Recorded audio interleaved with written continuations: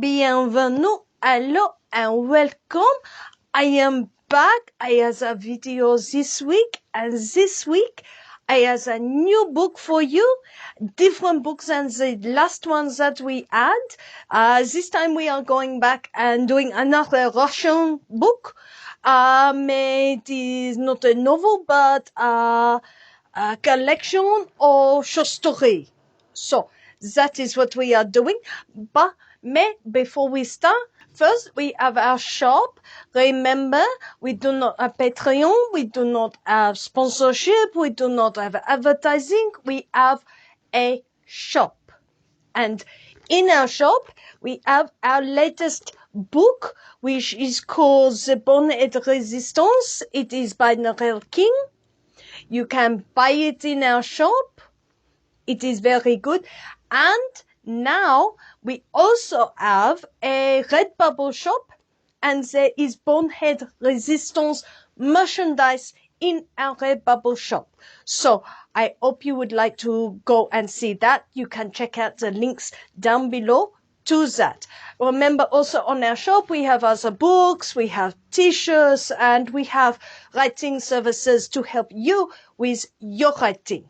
So it might make a wonderful, wonderful Christmas present for somebody. So anyway, that is that out of the way, the housekeeping. And this is what we are having a look at today. We are having a look at Nikolai Gogol's Petersberg Tales. We are not having a look at the plays in this. We are just having a look at the Petersberg Tales. Now, the Petersberg Tales are a collection of short stories. They were not published together as a collection. What unifies them is that they are all short stories written in the 1830s, when Nikolai Gogol was himself working in St. Petersburg as a history teacher and a professor of history. And all these stories take place in St. Petersburg and are following the lives of citizens of St. Petersburg, most of whom are civil servants. The civil servants in Russia was massive. In fact, Russian literature is rather unique in terms of the number of stories that are set in offices and among the civil servants. You do not see this equivalence in England or in French or German literature. You only see this in Russian literature because the civil servants was a place where Russia developed a middle class. Russia has very little in the way of middle class. It is at this time in the 1830s a truly feudal society, and so there are very few opportunities to raise up out of the lower classes. Also, the Russian economy is kind of crap. It is not great. It is because it is a feudal society. It is not really able to compete as well with Western Europe, and you see that Russia is being left further and further behind. One of the things that is a symptom of this is, while Russia has this very, very large nobility, they are becoming increasingly impoverished as large estates are being broken up. These estates are no longer providing the income that the nobility are accustomed to have. And so if you have younger sons or come from an estate that does not provide you with the incomes that you want, then you go into the civil service or the military. So this becomes a very large part of Russian life, and thus a part of Russian literature, which you do not see otherwise in Europe. It is very different in Western Europe, where you may become a banker or a stockbroker or something. This is not really an option in Russia. So the way to it is not the option in the same way as it is in Western Europe, and so the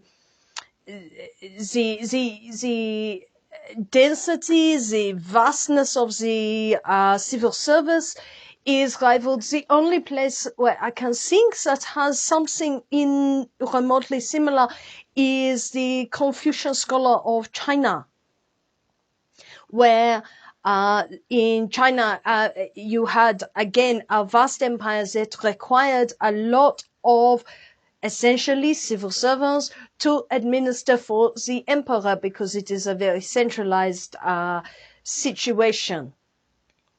And so Russia is actually similar in that regard. And these stories take place in St. Petersburg, where a lot of this civil service is centralized, where the big offices are. And so therefore people are having these sorts of stories. You have these characters who are not quite the nobility of the War and Peace, but they are also not the peasantry. So they are the middle class, essentially. And what is interesting about these stories when I pick them up again, I think I read these when I read all the Russian novels about 20 years ago. I read them a very long time ago.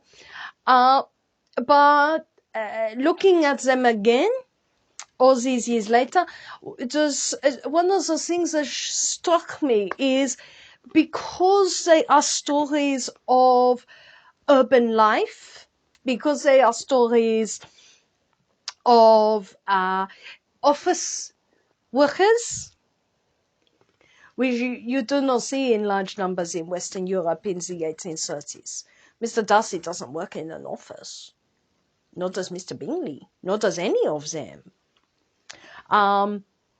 These are office workers. And interestingly, looking at them again, the thing that I found is that the preoccupations, the neuroses, the criticisms of these people actually nearly 200 years later still resonate. In the nose is a story of a man who has managed to get himself up into the top ranks of the civil service, the ones that you are meant to pass an exam for, but he has not passed an exam because he comes from the Caucasus, where it was terribly corrupt and you could really just buy what you wanted. And he has more or less just bought his way up into a higher rank that he is not really supposed to be in. So, you know that saying, being promoted above your abilities? Oui, he is like the manager in the office, you know, the one that Ricky Gervais plays, or Stephen Carell, if you watch the American one. He is like that, and he is about as ignorant and vain and stupid beyond belief, and incompetent as a character. So really, middle management has not changed much in 200 years. That is depressing. Middle management has not changed in 200 years. And in that one is called the nose. The nose, he loses his nose. which is really a sort of a manifestation of his anxiety, is that he is actually an imposter because he knows he's an imposter. He knows he has been promoted above his capability. He has done it for the prestige, for the salary, and he is well above where he should be in life, and so he is afraid of being found out. It could be imposter syndrome were he actually supposed to be there, but as he is not supposed to be there, it is more a case of paranoia that everyone will find out, and it turns out his nose is living a whole separate life, having been promoted even higher still. So he has been promoted by even his own nose. So that is has all the logic of a nightmare. These are supposed to be comic novels, and they are comic, but they are also very dark. In the story Nevsky Prospect, which is the main walk of St. Petersburg, it is where fashionable people go to promenade. It is also in the summer when they have the white nights, which are because St. Petersburg is so far north, they have that very, very long light in the summer. In Nevsky Prospect is where the people go to walk and socialize in the summer nighttime world. And in the summer nighttime world, we have the story of two of these people, an artist and a civil servant again, who both follow women and have one has a grand delusion only to discover that she is a prostitute, who laugh at him, and the other who follows a lady to discover that she is married and her husband does not think very much of having some man follow his wife home and beat him up. And both of these stories are about the illusions, the ideas that what is presented on the surface is the reality. And this made me think very much of how we present ourselves on social media, which actually, when I read these books, we did not have social media 20 years ago, not like we do. When I didn't join to Facebook till 2005, I read these 1999. I mean, I did not even have the internet at home at that time. It was very primitive. But now, looking at what we have done with social media, it is very interesting how that story of 200 years ago about surface and judging people on surface and on presentation, and Nevsky Prospect is for the people of St. Petersburg. That is their social media. That is where they go. So of course the prostitute goes and wears her best clothes and goes out onto Nevsky Prospect to pick up a gentleman, or not so gentleman, to bring back to the brothel where she will earn money. Of course, the wife would like to wear her nice clothes and be seen and talk to friends and meet people on Nevsky Prospect. She does not encourage the man who follows her home. But again, like any place where women are out in public, there unfortunately are men who will take advantage and will solicit them. Much like on social media, same sort of thing happens. We have had people say things, think that because we are on social media, that therefore we must be looking for a partner. And he's like, really? We discovered that, women in public are pestered. They were pestered 200 years ago, and they are pestered today by people who do not understand boundaries. And the final ones that I wanted to talk about is possibly the most famous of the stories. It is a story called The Overcoat.